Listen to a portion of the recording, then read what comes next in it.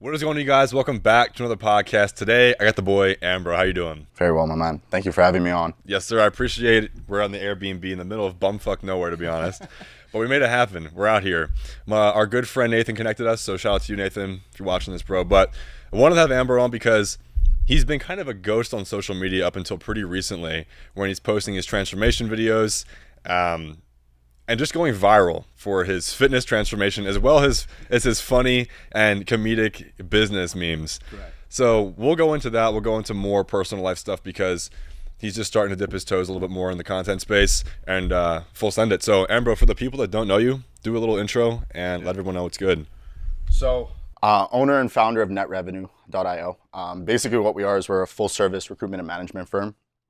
We work with everyone from Andrew Tate, Justin Waller, Andy Frisella, Tom Bilyeu, Thatch. The names go on and on. Yeah, we've worked with a lot of big names in the space, predominantly up until recently with the online education space to help create their sales infrastructure, build out their sales operation, and then help their ops as a whole. And now we've since moved to more SaaS, more service-based businesses. So it's starting to grow. So that's pretty much it. We've done phenomenal numbers for our clients, and we've built a pretty big fucking team. So it's great stuff. What are some of those numbers you've achieved for Yeah. your business? So last year, I don't have our year-to-date numbers, but last year we did over $150 million in sales for our clients. Wow. Yeah. And do you have a ballpark of how many people are in your portfolio, or do you not want to disclose that? I think I have like rough estimates. Like my goal as a business owner is how do I remove myself so I could just focus on decisions? Mhm. When it pertains to like day-to-day operations, I try to remove myself as much as possible. Put people who are far better suited in that role. So I don't have all of the numbers, but I would say it's in the ballpark of like 80 to 90. Okay. Roughly. Yeah. Wow, so that's not even like a crazy amount, I would say, and then running those numbers. Yeah. But you did mention that you have some big heavy hitters like Tate, Waller, Frisella. So how about you break down one of the stories of meeting these guys and how that even how that even came to be a business relationship outside of just, a little connection like me and you talking. Yeah. Well, similar to how we got connected, it's oftentimes not what you know, but who you know. That's an aspect. But I think if you're a new business owner or you're a new entrepreneur, the only way that you start to get into those circles and start to meet the right people is if you know some shit. If you don't know anything, then you don't really provide any value, and hence no one's going to want to fucking refer you to anyone. So you have to build up that general book of knowledge. But I would say the biggest thing that gets people like us connected, or let's say, for instance, with Waller and Tate and all those guys, that's through some business relationship that we formulated that resulted in that client. Like a perfect example is, let's say, someone like Andy. I got connected with the co-founder of ClickUp at a random dinner that I was never supposed to go to, that I didn't want to go to, that my buddy Eddie was hosting. And it just so happened that I was like, I kind of miss Eddie. I love Eddie. Want to make sure that I want to go see him. So I'm like, okay, I'm going to make the 45-minute drive in fucking Miami traffic, from Fort Lauderdale to Miami to go see him. And I was going to pull up. I was cutting weight at the time, so I wasn't even drinking or eating out or anything of that nature. So I literally just pulled up to sit there like a fucking idiot. And I was like, whatever, I'll make great conversation with everyone. And it just so happened, I'm sitting across from a guy. We're just chatting. I have no idea who he is. And we're hitting it off. We're discussing business, so on and so forth. I'm talking to him about hunting and that I had just gone on a hunt in Fort Lauderdale and that I was going over to Africa to go do a hunt. And basically, he, one way or another, somehow slipped up that, he was doing something on the ClickUp team. And I was like, oh, fuck, I use ClickUp every day. Our entire operations team uses that software. And then my buddy Sohab, who was next to him, who also happened to be there, who had, obviously known that he was one of the co-founders, was like, he fucking owns ClickUp, right? And my mind was fucking blown. I'm like, what do you mean this guy owns ClickUp? And yeah, so one thing led to another. He ended up being connected with Andy. And then, of course, the relationship fostered from there. So just meeting the right people at the right time, having something of value, and that's what translates to, being able to get in those kind of rooms. 100%. Yeah. I think something that people often mislook or overlook, I should say, is they just want to throw themselves in the room.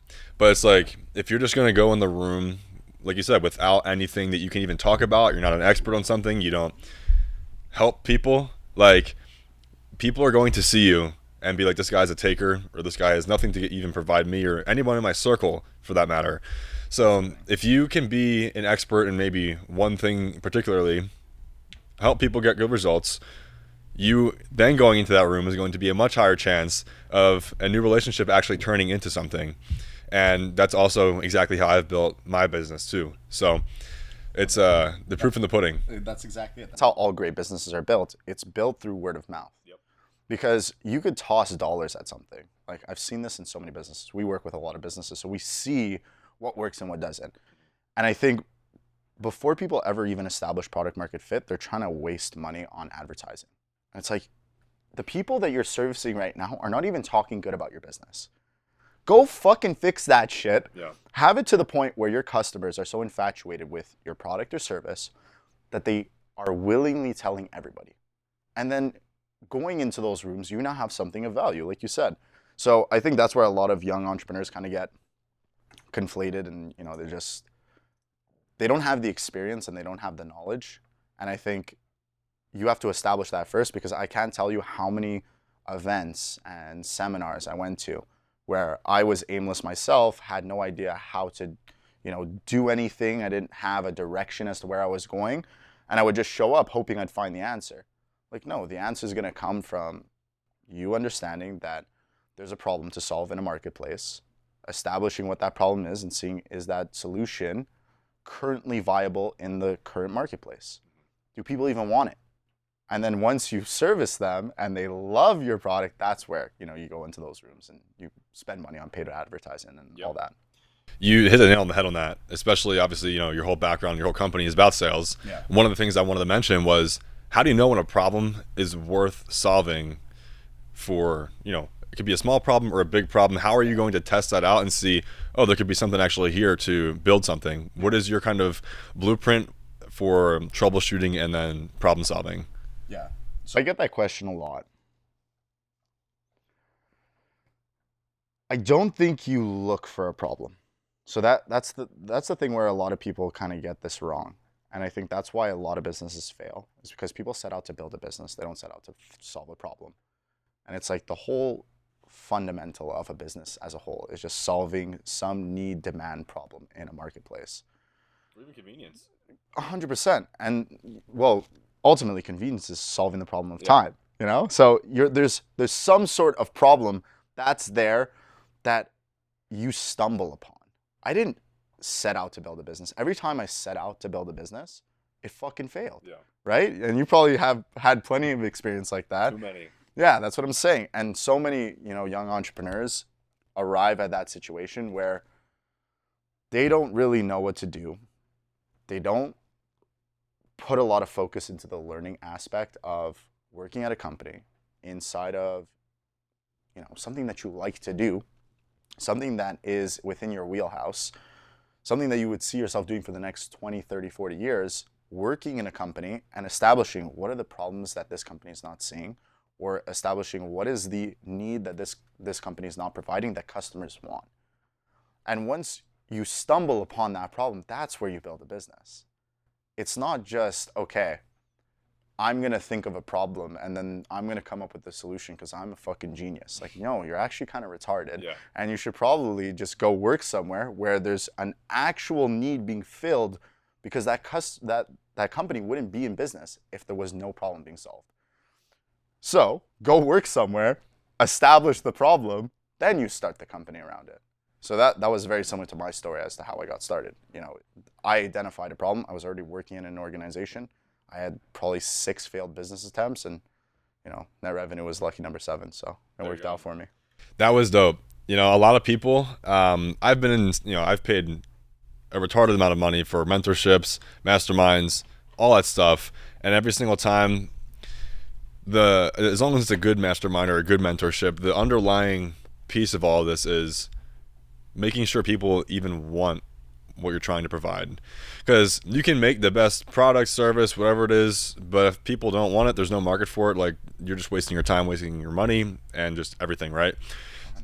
So I hear, Twitter, people be talking shit on Twitter saying this stupid stuff, and people are like, oh, it's all about distribution. And then you have someone else saying, oh, it's all about product. I'm curious to hear what you think, but it's definitely a combo of both, right? So can you elaborate a bit more on that? So, I mean, different businesses are going to have different needs. Like if we're talking e-commerce, like distribution is going to be your competitive edge, especially if your product is very similar to what else is being sold in the marketplace. But if we want to just bring it down to like first principles of business, because this is like something I always try to do. I don't want to over complexify business. Business is not that hard. It's really just solving a problem. And that's sales, that's marketing, that's everything. When I look at what has made great companies great, it wasn't because they got their fucking product there fucking 2 minutes faster.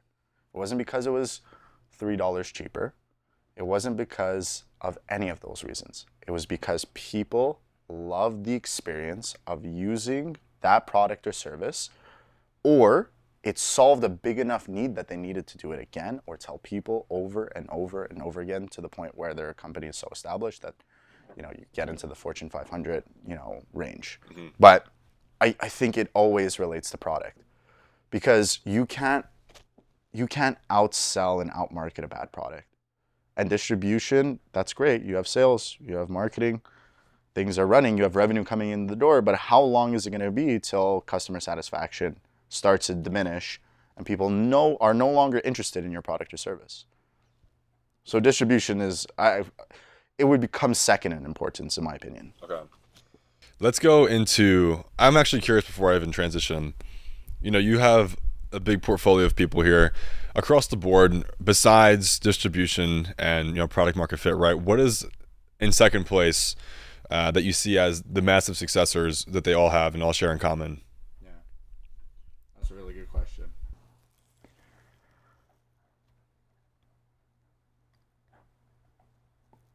I think it like, if I'm looking at any entrepreneur or any business that's made it past like that 3-4 year window, that's like so hard.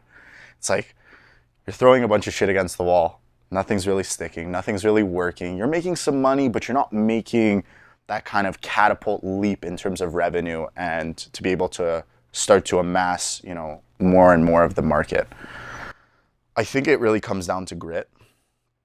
Every super high level business guy that I've met, whether it's been in the education space, the online space, SaaS, tech, so on and so forth, they all have that distinctive characteristic where they just do not quit. Mm.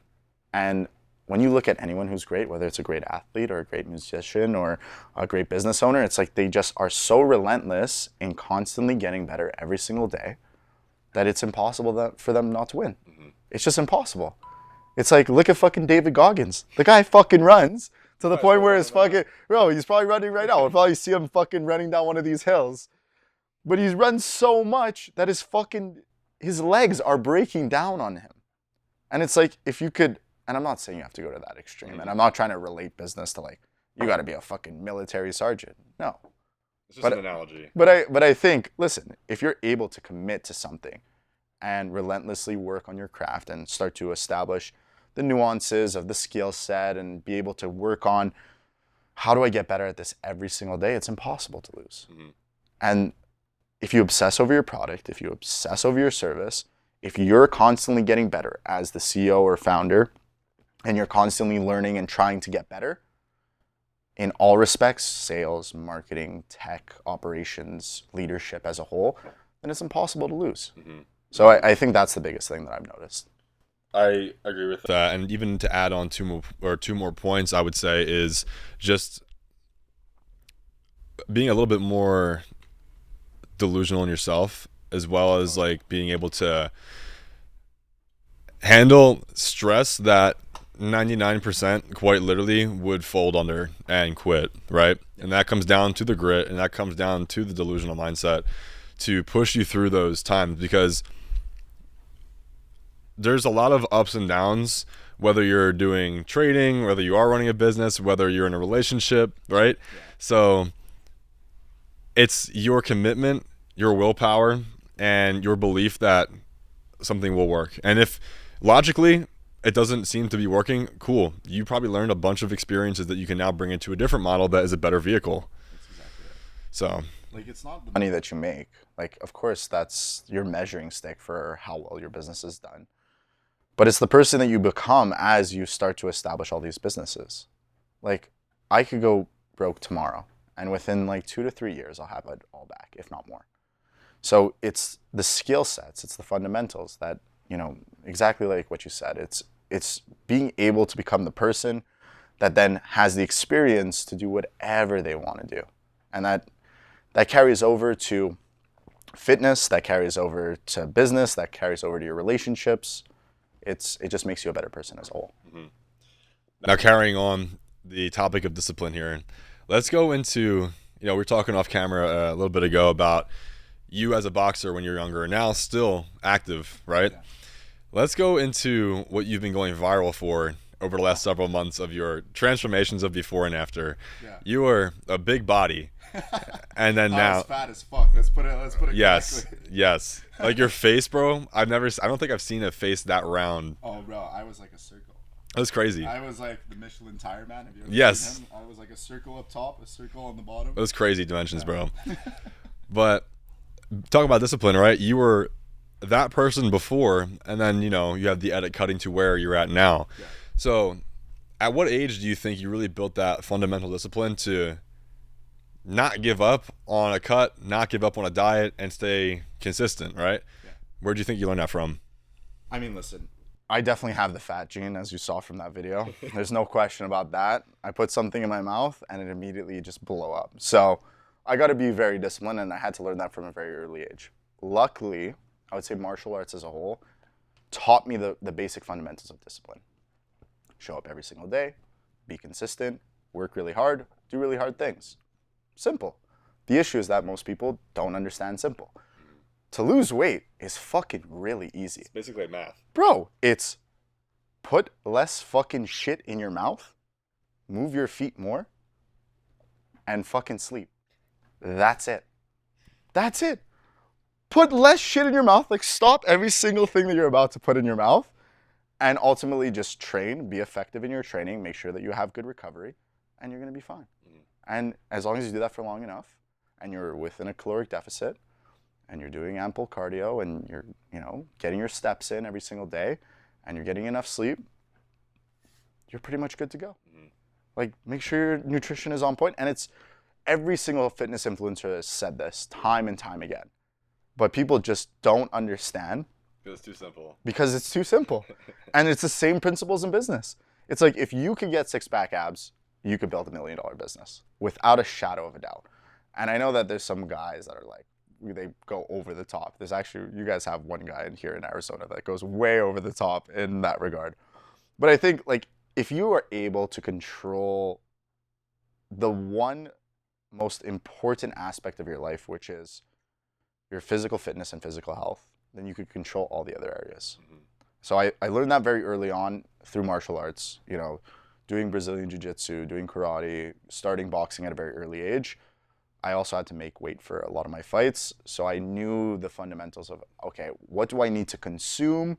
What do I need to burn? How consistently do I need to do this? And for what time horizon? And once I established those metrics, then it was just, as you pointed out, a mathematical formula. Mm-hmm. So it makes it super easy when you do it like that. Dude, how many calories do you think you were eating a day at that time? So when I was fat, or when I like shredding down? Fuck, I have no idea, bro. But probably 5,000. Easily 5,000. Yeah. Easily 5,000. I was eating like a fucking horse, because for the first time in my life, keep in mind, COVID happened. I'm in a relationship. I didn't have a need. I was just like locked into my business. Now, I'm not saying to ever do this. Like, this is not like you listening on the camera. Do not take this as a go ahead to go get fat as fuck. I assure you, it is the worst decision you could ever make. But what I will say is, I was so focused and dedicated towards my business that everything else in my life suffered. Mm-hmm. And it takes that level of dedication to build something great. Now, do I think you should take it to the extent that I did?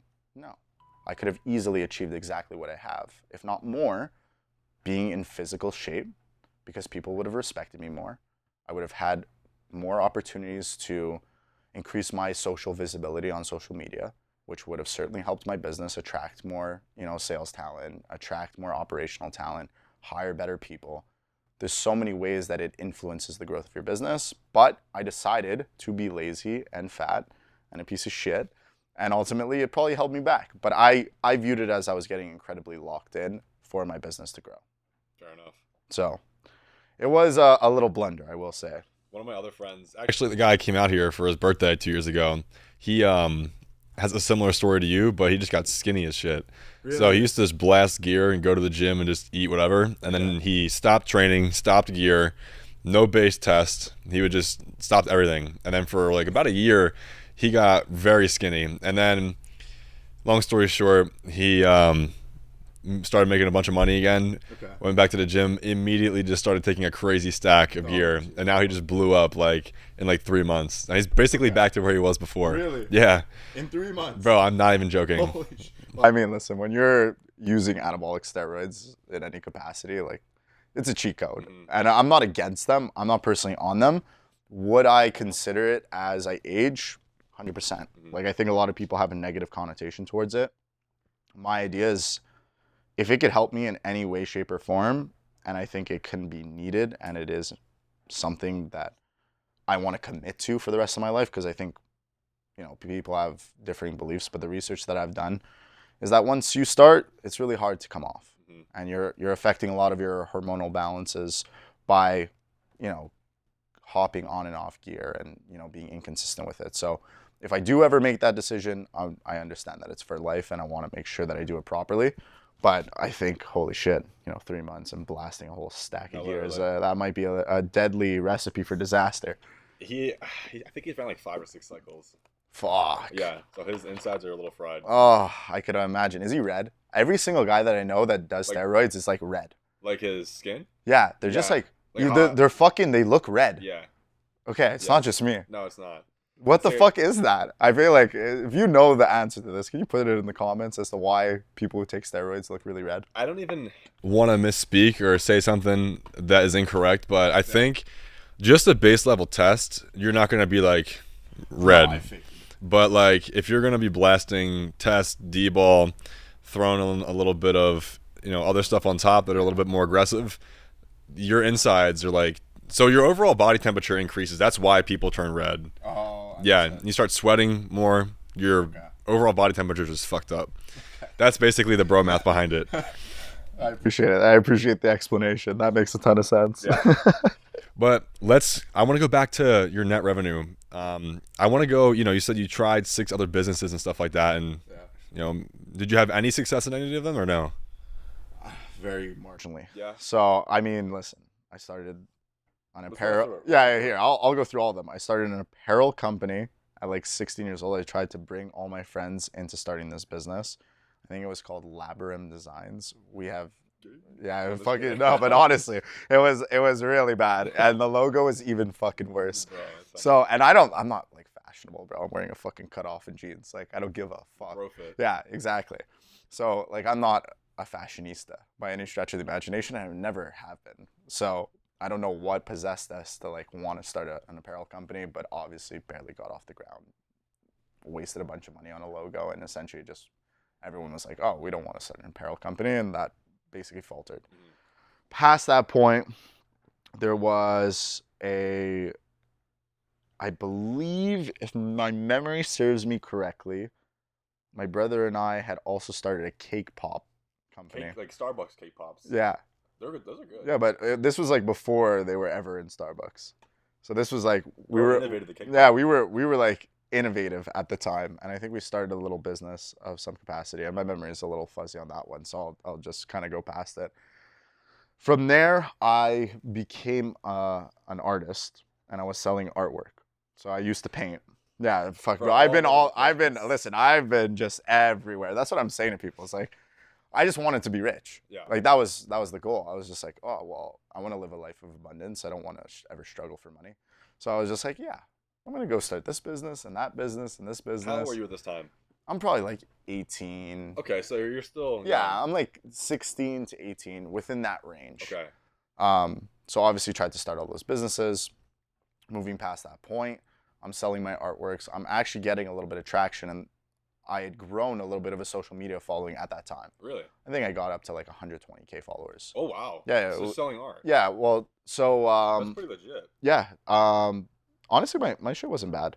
You'll have to check it out after the pod, but Little Picasso right here. yeah, it was pretty good. I always had a natural inclination to do it. I fucking hate painting though. It's like my least favorite thing to do. And for the people who like still follow me from way back in the day, they're always asking, when are you gonna start painting again? Fucking never. I appreciate you guys, but fucking never. I actually tried to do it. I recently went to South Africa and I tried to paint, and I was gonna do like a little YouTube video where I painted kind of like Bob Ross, but gave business advice instead. That's actually pretty dope. I thought it was a good idea, but then I started to do it, bro, and I'm like, oh fuck, you actually need to like concentrate on painting. Like this is not like a passive, I'm just like waving a brush. Like I need to like focus on what I'm doing in the painting. So it didn't work at all. So I was like, okay, fuck it, scrap this whole idea. It's a dope concept though. I thought it was good. Maybe I'll revisit it, but probably not. Yeah. Probably never. I'm not gonna do it. But anyway, so amassed a little bit of a following like that, which then translated to doing like custom artworks for people. Then I basically established some pop-up art galleries. So one of the things that I did was like, okay, obviously I was struggling to sell my paintings. You're not making a lot of money as an artist. How were you selling them at this point? Like eBay or what? Honestly, people would just reach out to me via IG and I'd sell them, directly there. I'd have a PayPal account. I'd send them the link for the payment. They would send me the picture that they would want created, and then I'd just go ahead and create the image. Wow, okay. Yeah. So that, sold a couple paintings like that. Nothing crazy, bro. I might have made 5-10 racks, like at most. Okay. So I was doing that, and then pretty much from there, I was like, listen, I'm not selling as much as I want to. It's not consistent enough that I'm going to be able to create a living out of this. And keep in mind, I'm in my mom's basement. So I dropped out of engineering to pursue becoming a business owner. Wow. So everyone was like, holy shit, this guy's cooked. Like, he is absolutely fucked. There's a Wojak for yeah, like, oh my God, you're just going to become like a druggy artist. They were like, what the fuck? You were in engineering. Like, you had a future. And they were like, oh my God, he's like gone down the gutter. Look at him now, bitch. Yeah.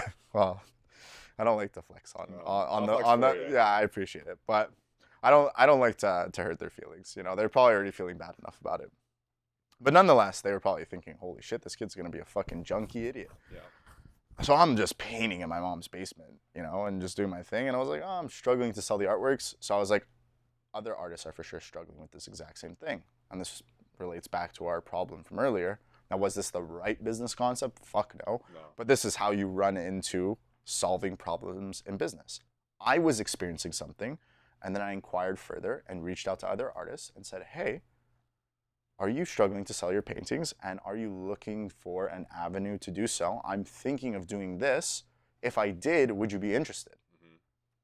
And basically what I was going to establish was these pop-up art galleries where I rented a venue, hung up all their artwork, did all the advertising from my social media platform to bring viewers and visitors to the art gallery, and then I would have them have all of their paintings for sale, and I would charge $15 per ticket, and then they would bring their family, their loved ones.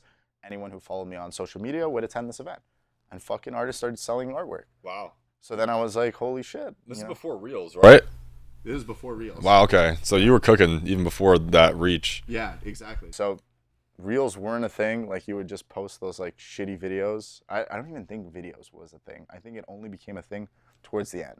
Wow. Yeah, it was like super early days. But pretty much established that, started to get some traction. I did about 10 of those art galleries, probably a little less, but they were doing well. I was making like $10,000 per event. Okay. I started to now take a percentage of each of the paintings that were sold at the art gallery.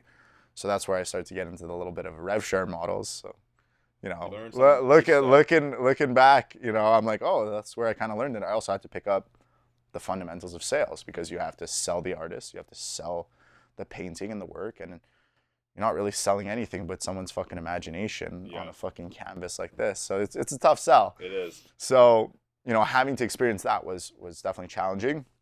But ultimately, it didn't make enough money to where I could view this as, okay, this is what's really going to allow me to get to the next level. Yeah, live the life that I had envisioned for myself. 100%. Yeah. Dude, I had no idea. That's wild. And you actually, at the end there, were making multi 5 figures there. Yeah, I mean, listen.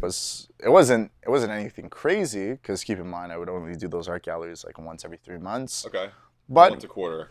yeah, pretty much. But nonetheless, like, it was still providing enough cash flow to where I didn't feel like an absolute fucking loser. Yeah, and at this point still, like you said, didn't really have any overhead, right? I mean, I'm living in my mom's basement. Exactly. I didn't even have a car. Okay. I'm going to touch on something real quick too. When you start making any sort of money online, whether it is an in-person local business service too, from both of our experiences, we have both made money living with our parents before. And there's a significant amount of time before we were to go and elevate our lifestyle and elevate our expenses. I personally think it's smart to have at least 6 months saved up of what you're projecting going to be spending. If not, expect to spend even more. If you go out with a friend or a girl, whatever the case is, you're probably going to spend more than you really think when you're budgeting. So when you make your first bag, call it 50K. Yeah. Don't do anything rational. Don't move to Miami, think you're going to be the next Brez Scales, because you're probably just going to be ended up moving back to your parents after 3 months. Genuinely. I'm not even trying to talk shit. Yeah. I'm just trying to provide some insight because I've seen that from several people. Yeah. Well, the thing is like, You make a rash decision like that, what happens is you start to stack up losses. Mm-hmm. And that's not to say don't take risks, but take calculated risk. Because the thing, when I look at older folks and I try to convince them to do X, Y, and Z, whether it be like my family members or people who consult me in business, and I'm trying to like reason with them as to why they should do a certain thing. What holds them back is all of the losses that they've stacked up in their life. That could be in their fitness, that could be in their business. That's a really good point. People don't talk about that. Bro, that's the thing. And I was shopping for some houses in Arizona, and not Arizona, my apologies, South Africa. And That place sounds like. Oh, fuck, it was an amazing place. But anyways, I was shopping for houses there, and I met a realtor, and she told me something very similar. She's like, what separates me from every single agent that I've ever encountered, it's not the amount of seminars that we've gone to, it's not the amount of trainings, it's not all of these things, it's just I didn't experience as many losses. Because every time you experience that loss, you're basically telling yourself that you're no good. Yep. On a subconscious level too. And you're affirming it through the reality of that loss. And what happens is now fear is built into it because you know how much you lose every single time. Mm-hmm. And that's not to say don't take risks. You have to take risks. There's no other option.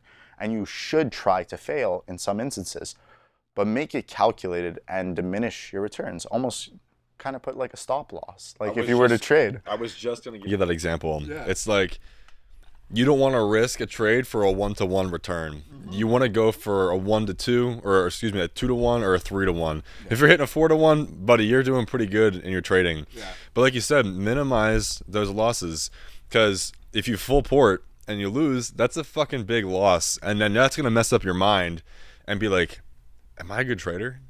Am I good? Let's bring it back to the kids moving to Miami. Yeah. It's like they thought they were the fucking man. They thought this was going to take off. And then they reach a point where maybe the business doesn't take off or the eyeballs dry up. And now they're back to fucking square one. And then they have to tuck their tail between their legs and go back home. Mm-hmm. And that destroys your fucking ego. It's like I was making $1 million a year before I moved out of my fucking mom's basement. That's amazing. $1 million a year, bro. Like, it was probably even over $1 million a year. And I was just stacking cash. And I took that money, I invested it wisely. At the time, I was flipping watches. I see you got a nice timepiece on your wrist. Come on out. I was flipping watches when watch flipping wasn't really a thing. It had just started to gain popularity. So I had bought the Panda Daytona. I had a couple APs. I had the 5711 Nautilus in stainless steel. So, bro, I'm fucking 21 years old with like fucking probably like $400K in watches just sitting around my house in my mom's basement. I think our house was worth fucking $400K. Yeah. You know? So like, that's different. I was just amassing these watches, and I ended up making, multiple 6 figures on this side while I was growing my business just by being diligent about where I was placing my money, not trying to live above my means. Even when I did move out, I moved out into a place that would costed fucking 2,000 Canadian dollars a month. What is that USD, you think? fucking bro, probably like $10. You know, like Currency's just no, but at the time it was probably like was it less? it was Has to be less, right? $1,200, I think, something of that nature. Probably somewhere around that ballpark. That's super low. Wow. Bro, that's nothing. That's you can't find a 1-bedroom in Brickell for $1,200 a Not month. even out here. You Really, can't even bro. find some guy's fucking closet for fucking $1,200 a month. No, you can't. So, but that was the thing, and it was still a nice place. It was just the location that it was in. I'm not going to one of the biggest cities in fucking the U.S. I was in Montreal. It was a new development. There was construction going on around it. It wasn't the ideal location, but it was still a really nice place, and I was cost effective with it. And same thing with my vehicles. Up until now, bro, I was hyper against like purchasing vehicles because they're depreciating assets. And in vacation, for the last 7 years, I have done like 0 vacations up until this year. Yep. Okay. So I tried to reduce expenses as much as possible, not because I didn't want to enjoy life, just because I knew that this was going to be the catapult to allowing me to fucking just come here on a fucking random Monday, have a wonderful podcast with you guys in a fucking Airbnb that costed like $10K, drive a fucking G-Wagon, got the Rolls back home, got the McLaren back home, yeah. and I'm able to do all those things now because I made the right financial decisions. You delay gratification. Yeah, and everyone views it as, okay, it's flexing. No, motherfucker, I have fucking $40 million of fucking real estate, you know, in my portfolio. I have fucking a business that's probably worth like $60 million. We have 200 fucking employees. That happened through me being incredibly diligent surrounding where we put our fucking capital on a day-to-day basis. Most people just want to fucking look rich. Yeah. Motherfucker, be rich. Yeah. Don't fucking look rich. Like now, yes, okay. I flex a little bit. I'm not gonna lie. But you don't see no watch on my wrist. Even though I have $1 million in watches, I don't feel the need. But what I will say is a lot of these young entrepreneurs see guys who are more established like us, and they don't realize the trials and tribulations that it took to get to where we're at today. They see the nice watch, they're like, I made my first fucking 20K watch. Dude, I saw this guy, or this kid in Miami, he's like 18. He quite literally just did that. He made like 23 grand on the trade, went and bought a new Rolex. It was just a date just, I think for like 13, 14K. I was like, bro, you just spent half of your gains, before even capital gains taxes, on a new piece to go what? Mob around in Brickell with a Jubilee bracelet. Like, it's not a Prezi. Like, you're not really going to be stunting on anybody. Like, that's just like baby food out there. Not only that, but Like, I love horology, I love watches. But you know how easy it is to lose a watch? It is, especially on your location. Bro, you walk into the wrong neighborhood with that thing. Yeah. You're now a target. You are wearing what some people would kill most people over on your wrist. Yeah. That's a terrible situation. My buddy got the full Miami experience last weekend. He had visited us from Montreal. He came in, you know, just so happened that he got his watch robbed. Yeah. A $30,000 loss right there just because what? He wanted to have his watch on? Like, the reality is a lot of these things, when you live a life of abundance and you have more money than you know what to do with, sure. I invest a lot in real estate. I invest a lot in the stock market. I invest a lot in my company. I could take that capital and now spend it on things that create enjoyment for me. Whether that's give to charity, whether that's have a vacation, whether that's have a million cars in the driveway. Whatever you want. It's whatever you want, but you have to establish yourself first. And you have to be educated about it. It's like, bro, I had an Aquanaut and I was working out in the gym. And this pains me to tell this story, but anyways, I was working out at a gym in Mexico. And With your watch on. yeah, I was there for business, and I was like, well, I'm not gonna leave this in my room. That would be silly. Well, lo and behold, what I did was far sillier. Obviously, shadow boxing, mechanical movement, throwing punches while you have a fucking watch on your wrist is not a good idea. So I was like, okay, I'm gonna put this down and take it off my wrist and just put it right in front of me. And I had some teammates there who were also working out with me. We got to talking. Distracted. One thing led to another, and I completely forgot that I left my watch in the fucking gym. 2 hours later, I come back. 2 hours? Well, because I realized 2 hours later, oh fuck, I don't have my watch on my wrist. Bro. And I was like, holy shit. I gotta go check this out, and obviously it was gone. Yeah. So it's like that day. oh, so the way that I rationalize it, so I don't get really upset and like, you know, Just cope. Right? yeah, like so this is my coping mechanism. I'm like, I hope it's some like a little cleaning lady that saw it and she was like, oh, what's this? And then she goes like check it out at like a jewelry store, and then they, you know, she takes care of her family for the next 20 years. They just lowballer. I mean, listen, that might be the reality, but let me tell myself this delusion, bro. Like, please. Like, that's what makes me sleep at night, knowing that I lost like 80 fucking K, 100K. Dude, I got a story too. I have two friends that live out here in Scottsdale. They're the Wiener Bros. Shout out those guys. They're your guys. Yeah. And they were living at the SLS Lux year and a half ago. Yeah. They had just moved there, got a 2-bed, 2-bath. And one night, they go to dinner. I think they went to Poppy Steak. So they were in South Beach. They go pretty decent drive with traffic. Yeah. They come home, and their entire room was fully empty of all like belongings and valuables, and they got robbed. I think a total of 80 or 90 grand worth of watches and jewelry. And what's crazy is that same robber hit up I think 4 or 5 other rooms too and ran off with everything. And I might be wrong here, but I think he told me that they never caught the guy. So the guy ran up a bag, and I don't think he got caught. If I'm wrong on that, I forget what he told me, then it took them a very long time to find the guy.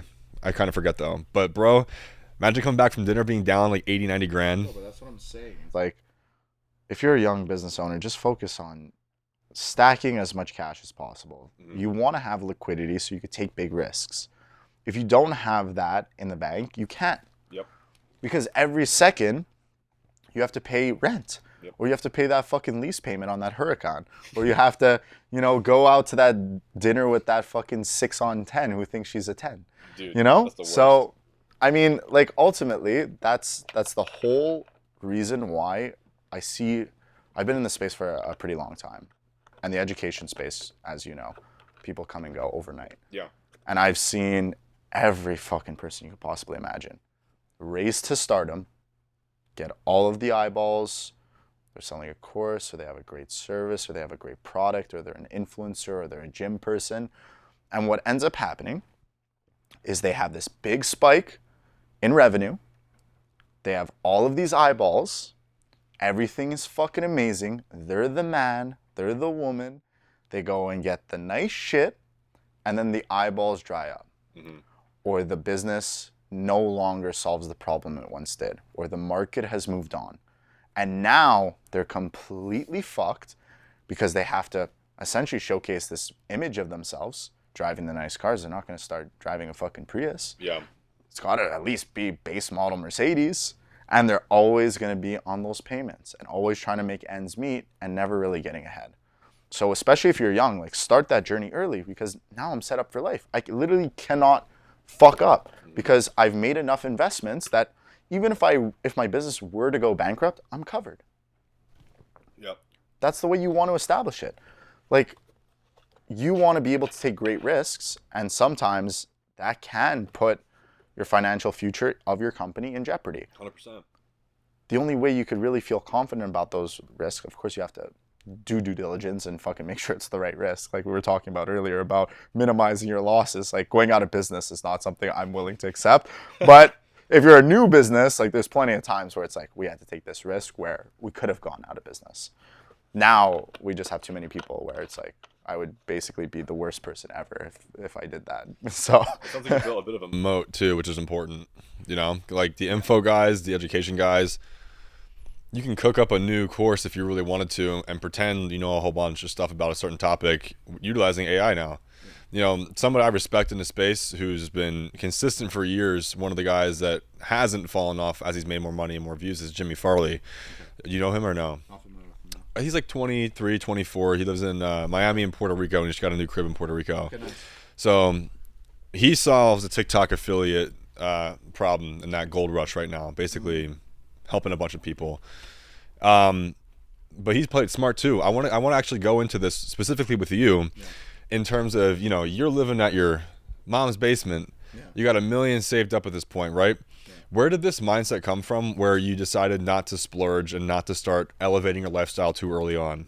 Because that's like, as a young guy, you want to be young, you want to have the flashy shit, most people, I would argue, watching this want to be that guy because they've never experienced that. So how did you avoid that? So It's hard to avoid as you're making money. You have to budget effectively. I mean, that's the most important part. I'm not saying don't reward yourself for your hard work. Like, you have to remember why you're doing this, and you have to get trophies along the way, or else it's going to be really hard to hold out for that entire period of time. Like, I was still able to have a relatively nice car. I just didn't have the fucking Rolls Royce. I was still able to have nice things because I lived well below my means. And just for adding context too for the viewers, like what was your lifestyle like at this point? Like, you know, you said you weren't driving like the $500,000 Rolls Royce and stuff like that, but you were still driving a nice whip. Like, what did that look like? so I mean, I had a Range Rover Dope. as one of my first vehicles because I had made enough money in business, but the lease payment on that vehicle was well under 10% of my income, and that was my only expense. I was still living at home with my mom. Dude, we have a really similar background. Yeah, well, that's exactly it. I got the Range Rover Evoque in charcoal gray. I went to go pick it up with my mom, and then I ended up actually giving her that car Dope. once it was done. And, you know, that was obviously really nice. But anywho, the moral of the story is that as I was growing my business and reinvesting into my business to ensure its success, I took some, you know, I skimmed the top off, and I was able to use that to buy a nice watch. I was able to use that to buy a nice car, but I never stretched myself out to the point where I wasn't able to cover at least a year of payments. And I think overall life. Yeah, this car. exactly. No, overall life. Okay. And I think that's where people get a little confused is, That's a lot of security and peace of mind. well, I always liked security, bro. I have too much anxiety surrounding going broke. Like, my biggest fear in life is being fucking fat and poor.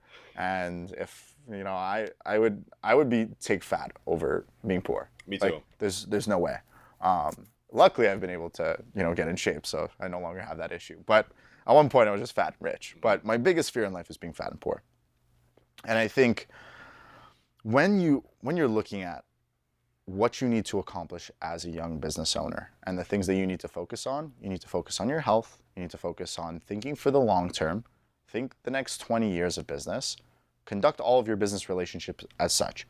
Make sure that every person that you meet with, you always do right by them. There's been probably 50 clients that I should have never refunded, but I did. There's been hundreds of sales reps that have come through our organization that should have been fired, but I didn't because I wanted to ensure that I at least gave them the shot. And you could be incredibly cutthroat, and there's a place for that, and you can try to always prove that you're right.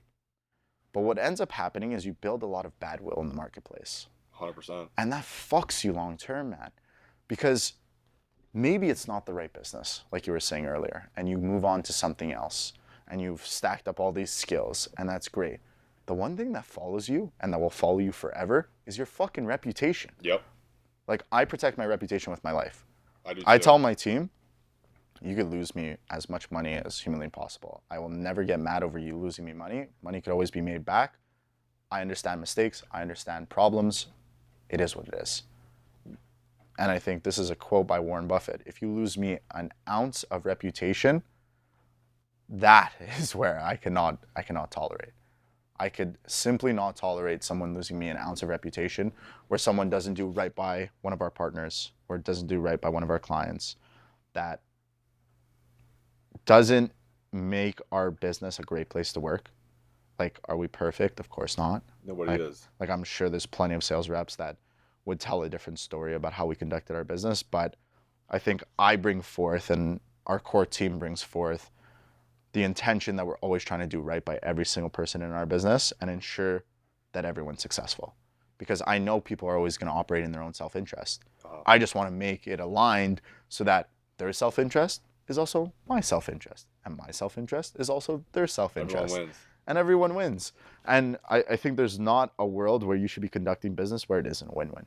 100%. I mean, I want to touch on that too, is because I was telling you, even off camera, one of my offers has changed. Yeah.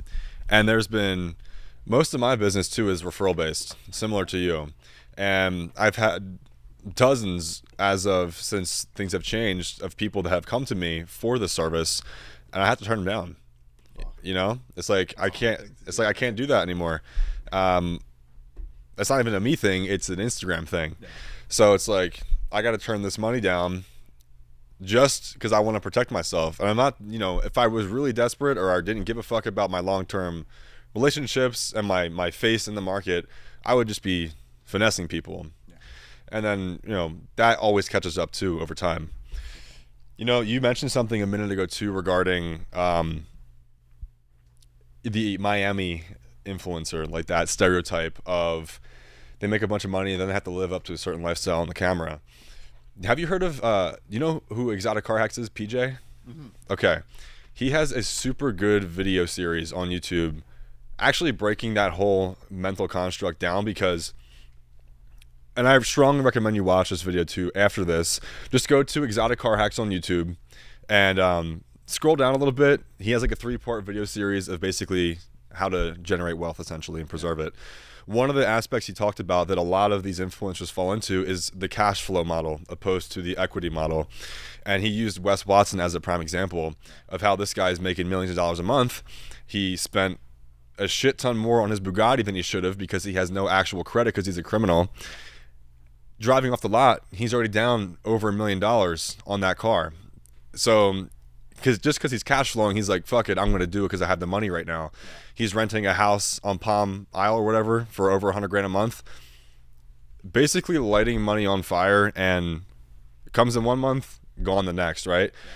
And when we bring that back to long term, sure, maybe he has investments and stuff like that, and you know, maybe he's already set up with everything. But for the regular person, they see that, they see his content, and they're like, I'm going to go balls to the wall, because if he's doing it, I can do it. And he's been doing it for this long, so there's a high chance maybe I can do it too. Yeah.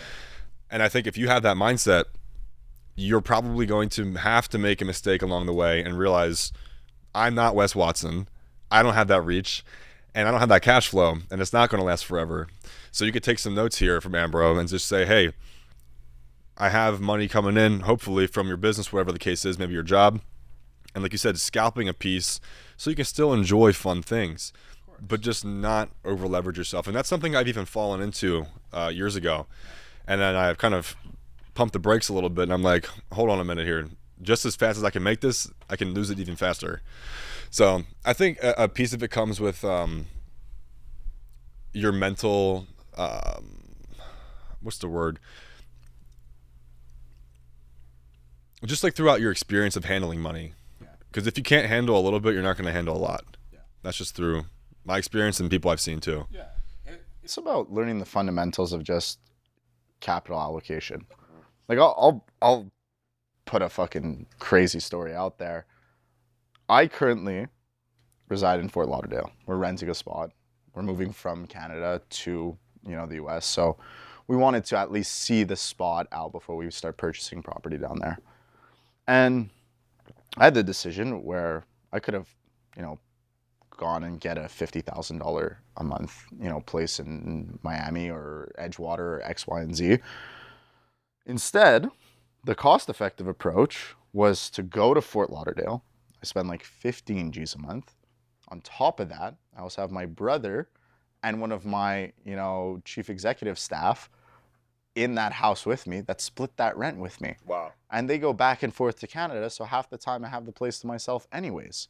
So now I've reduced the total amount that I'm spending by 10x. And I'll just, for the sake of just putting this into perspective for you guys, I make well over $600,000 a month in personal income, not business revenue. Like, we do multiple millions of dollars in business revenue every single month. I take home $600,000 a SVJ every single month in personal income. I don't need to be fucking splitting a house with other fucking guys, walking around fucking naked and shit. I do not need to do that. But one, I'm in a new place. It's gonna get kind of lonely. I didn't have a chick at the time, so I didn't know anyone. So I was like, oh, this kills, you know, one bird with one stone. And then I was like, I'm also gonna be saving a bunch of money. And the house is still very nice. I still get to work with my team and, you know, they're part of my company, so they get to, you know, work alongside with me every single day. And I'm killing two birds with one stone. And I think most people would see that and they'd be like, brokey, idiot, loser. And then I would tell them, let's pull up our bank accounts and then you could tell me who is in the right here. Yeah. Because I can do all those things, but I choose not to because it all comes back to discipline.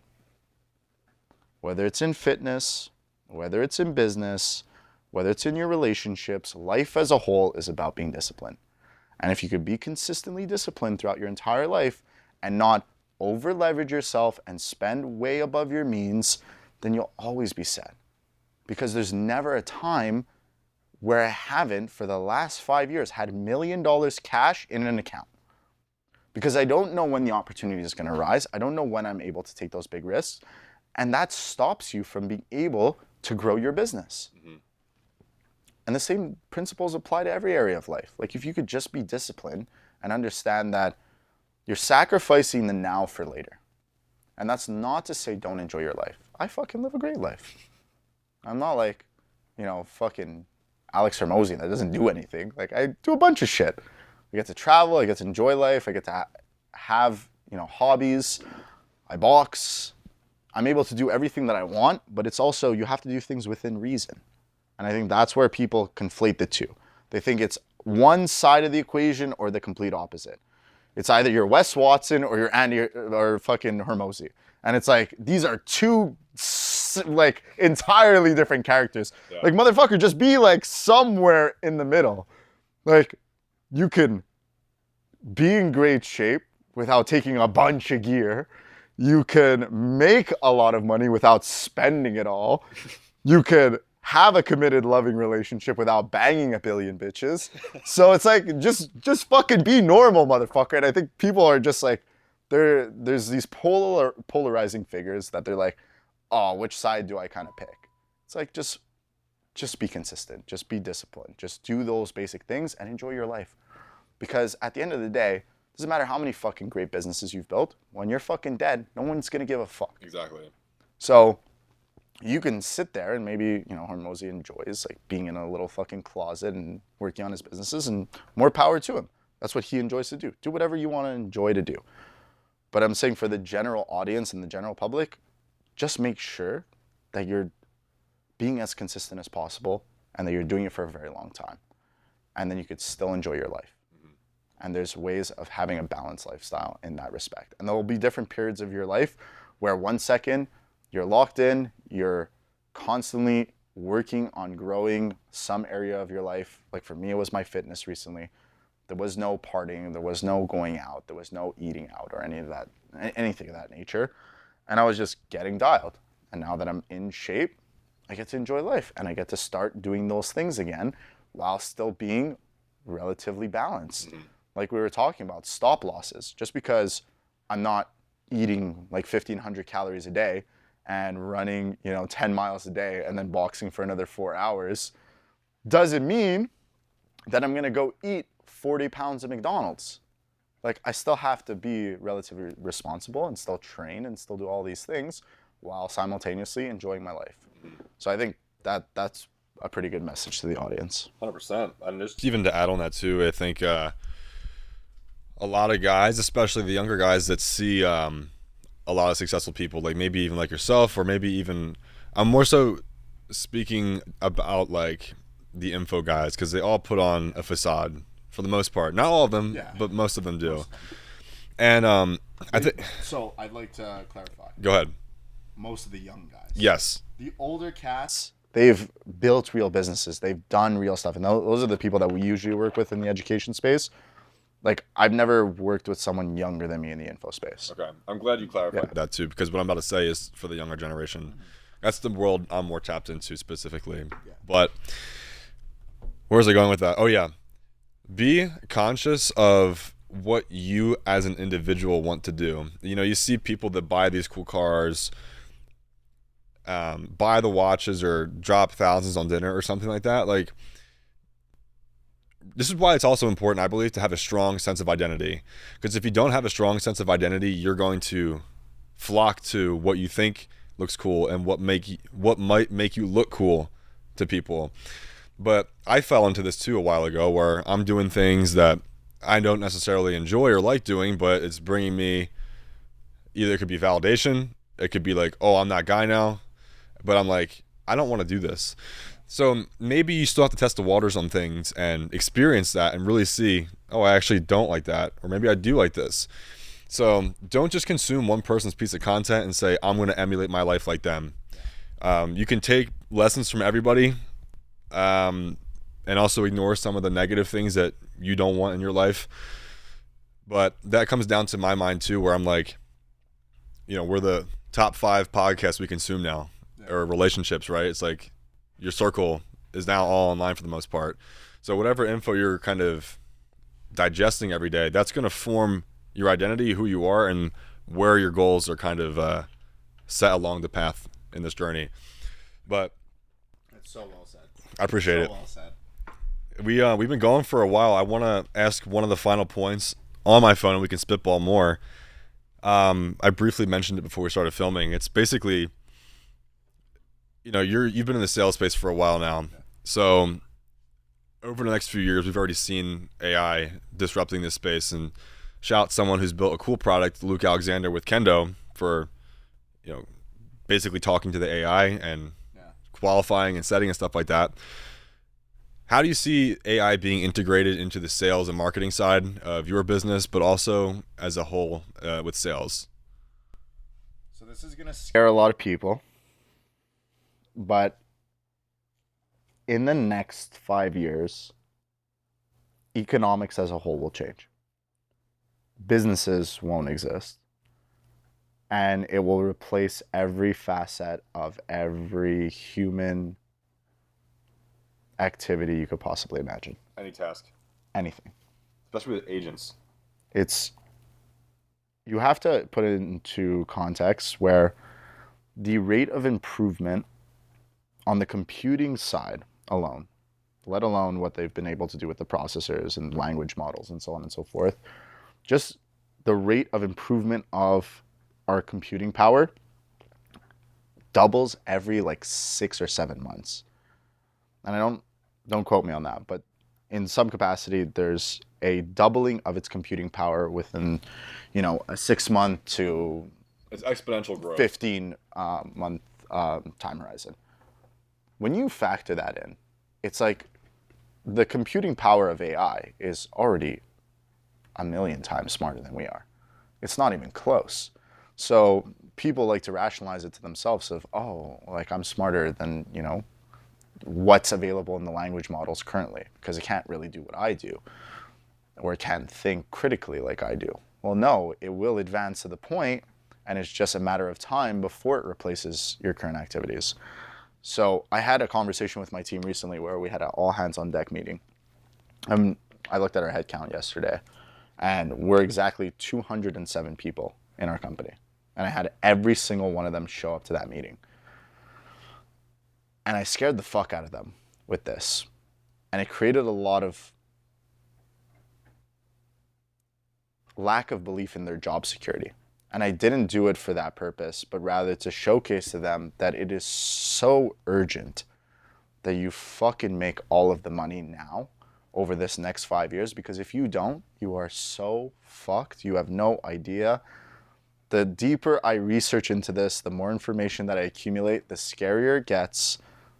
And I assure you that if you do not make all of the money that you will ever make within your entire life within the next 5 years, you and your family will be in perpetual poverty forever. And it's a sad reality, but we are dealt the cards we're dealt, and we need to... You gotta adapt. You got to adapt. And of course, there'll be government intervention, and I'm certain that policies will come out and ultimately try to save jobs, and there'll be some sort of conflict as a result of that, and people will be on one side where they think it should be completely abolished, and then you'll have the other side that wants it entirely because they're managing it and they are controlling the system.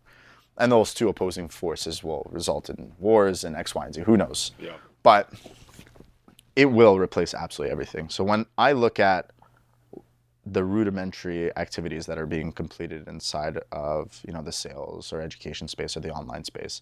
It's like, yeah, I could hypothesize what it's going to do and what that looks like, but I rather just look at the finish line, which is not too far away, in the sense that it will replace everyone. So get ahead of that now. Yeah. Ensure that you are building great products and services now, that you are trying to scale as fast as humanly possible without breaking, to ensure that you make all of the money you possibly can make within this next 5-year time horizon. Yeah, it is scary, but it's also the truth. And most people will, I shouldn't say most, but some people will cope with it and say, oh, I'm different, or no, it's not actually going to happen. But you know what really opened my eyes up to this entire space, specifically like just in the online space of just selling things, was AI UGC creators. Like a prime example is you can generate as many AI UGC creatives in a day if you want, and have them all dispersed across different accounts and scale horizontally, and you don't even have to hire anybody. You're just paying a monthly subscription for the software. That's crazy, bro. And you got all the different personalities. You can split test a girl versus a guy talking. You can do all these different things. It's like, it's only you in the business, right? Yeah. So I see it as the future is going to have a lot more one-person businesses, because if you, and this kind of goes into a different topic too, I want to jump into briefly, but if you can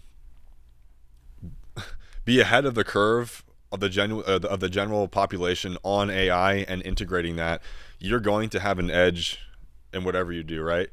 So we see, or at least in my opinion, I see people online that most people are getting progressively stupider, but then there's a small percentage of people that are getting insanely smart and using these tools and using the dumb people to make a bunch of money. So you make your decision what side you want to be on here, right? It goes back to your point of basically delaying gratification, saying, I kind of want to fuck off for a bit and be this group for a bit. Or you sacrifice the next 3 to 5 years like you're suggesting and commit to being this percentile. So guess what? You can be 27, 28, 30, 35 and have a bag and not have to worry about I'm cooked type thing, right? Yeah. So it's a real thing. And every single day there's new tech coming out, there's new improvements coming out, and it's kind of hard to see the short term of it, of the ups and downs, but like you just said, the long term is like very, very obvious. Yeah. That's my input. Yeah, and listen, I don't want it to be all doom and gloom. I mean, the Industrial Revolution has showed us that human beings will adapt regardless of the innovations that are put forth before us. But nonetheless, what you're currently doing right now will become obsolete. So how do you grow and evolve? It's everything that we've been talking about throughout this entire podcast, which is try a lot of things, test a lot of things, make sure that you minimize your losses, be incredibly disciplined, build up the skill sets. It might not be the right business for you, but one will. And if you just remain consistent, then you'll find success. And I think that's the overall message that I would like to leave everyone here with today, is like, just ensure that you are building for the future, but that doesn't mean you don't get to experience the present. I love that. So you only lose if you actually quit, right? That's what they always say. That is a message that honestly I built my entire business off of. It's like, you can't lose if you never quit.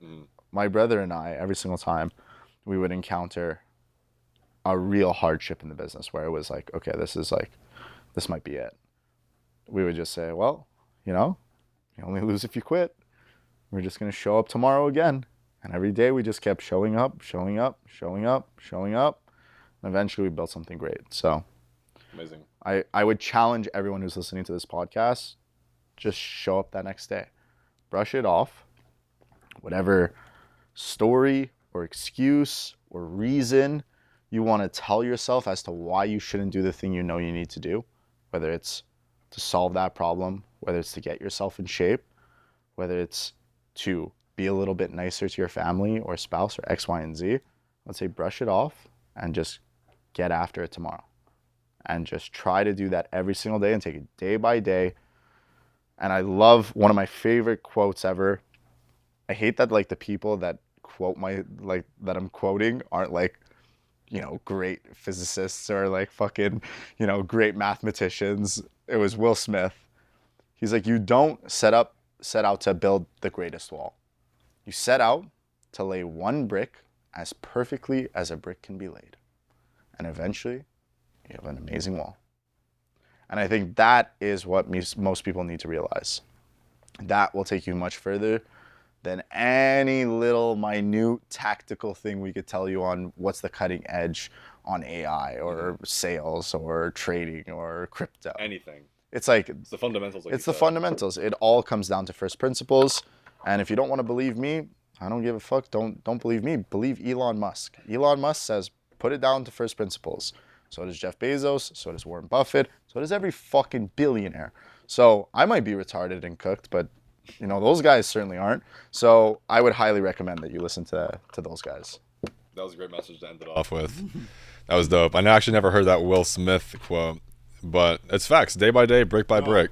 Fucking honestly, when I heard it, I was like, yeah, that's the exact kind of North Star that I'm gonna live my life by. It's like, just try to be perfect today. And it's like, if you're not, it is what it is. Yep. You can't cry over spilled milk. Yep. It's like, just go and try to be perfect tomorrow. And you just do that every single day and you stack up enough wins. And it relates back to our point earlier where you just don't want to stack up losses and just try to commit every single day and try to be the best version of yourself and you'll live the life that you want to live. Yeah, and even before I wrap that up, is like avoiding losses. So what does that look like in the inverse? It's building up small wins that then build up to bigger wins, right? And then building that positive momentum, building that positive feedback loop that consciously and subconsciously, which is the most important, I believe, where and have confidence in yourself that, hey, I'm going to take a few losses along the way. I've gotten better at minimizing big losses, but I've also gotten way better at building big wins and even small wins because those are the most important. But yeah, bro, I appreciate you coming on. Is there anything else you want to add on real quick or no? No, I'd like to end off on one last point Right. because you mentioned momentum. Momentum is the eighth wonder of the world. I can't tell you how easy it's been to lose over 100 pounds once I started with every single day committing to losing just 1 gram of fat off my body. It didn't have to be a pound. I just needed to see progress every single day. And that momentum carries itself to where, okay, I could do this. I'm seeing the results. Why would I backtrack now? The finish line is ahead. And as you build that momentum, and every aspect of my life has been built off of this one principle of once you get the fucking rocket ship going, let it go. Yep. Let it go to the stratosphere. Like, don't stop a rocket that's on its way. Exactly. Yeah. You don't decide, actually, I'm not going to be consistent and let's turn off, the propulsion system of this rocket. Yeah. Yeah. It's like, what? No, Keep fucking going.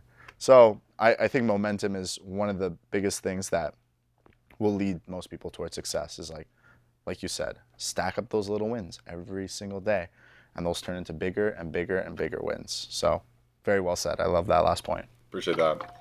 Real quick, where can the people find you at?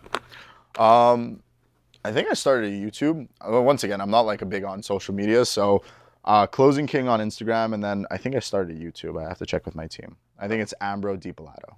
Okay. Yeah. I'll tag it down below too in the description. So, guys, make sure to check out his socials as well as some of the videos that I had included throughout this video, specifically from Exotic Car Hacks.